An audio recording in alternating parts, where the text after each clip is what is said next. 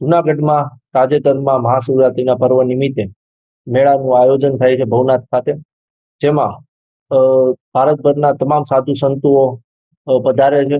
અને આ મહાશિવરાત્રીના મેળામાં જે રવેડી હોય છે તે પૂર્ણ થયા બાદ ભવનાથ મંદિર ખાતે આરતી કરવામાં આવે છે. અને ત્યારબાદ ભવનાથ મંદિર ખાતે જે મૃગીકુંડ આવેલું છે તેમાં સાધુઓ સ્નાન કરતા હોય છે. આ સમય દરમિયાન સાધુનો વેશ ધારણ કરીને કીર્તિ પટેલ નામની જે વ્યક્તિ છે, જે સોશિયલ મીડિયામાં ખૂબ જ પ્રખ્યાત છે, તે વ્યક્તિ ત્યાં પ્રવેશે છે. અને ત્યાં ફરજ પરના હાજર અધિકારી જે હોય છે કે જે મોડ કરીને પીઆઈ, તેમની સાથે બીભત્સ વર્તન કરે છે.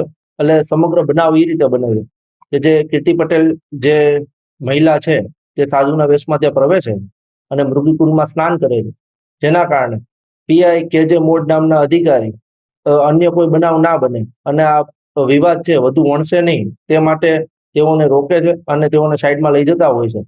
આ સમય દરમિયાન કીર્તિ પટેલ જે છે તે મહિલા અધિકારી સાથે ખરાબ વર્તન કરે છે, અશોભનીય વર્તન કરે છે અને તેઓને જાનથી મારી નાખવાની ધમકી આપે છે.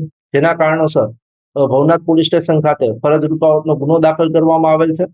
અને આ જ સમય દરમિયાન અન્ય પણ એક ફરિયાદ દાખલ કરવામાં આવેલી છે, જેની વિગત એવી છે કે મહામંડલેશ્વર સ્વામી બજરંગદાસ બાપુ કે જેઓએ સોશિયલ મીડિયામાં આ જે કીર્તિ પટેલ અને અન્ય વ્યક્તિઓ જે મૃગીકુંડમાં સ્નાન કરતા હોય છે તે બાબતનો વિડીયો જોતા તેઓની ધાર્મિક લાગણી અને આસ્થાની ઠેસ પહોંચેલ હોય, જેથી તેઓએ ભવનાથ પોલીસ સ્ટેશન ખાતે ફરિયાદ આપેલ છે.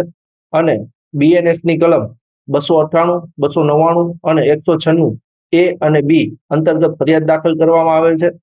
જેમાં જે કોઈ પણ વ્યક્તિએ આ મૃગીકુંડમાં સ્નાન કરેલ હશે તેઓ તમામ વિરુદ્ધ તેઓ ફરિયાદ આપેલ છે.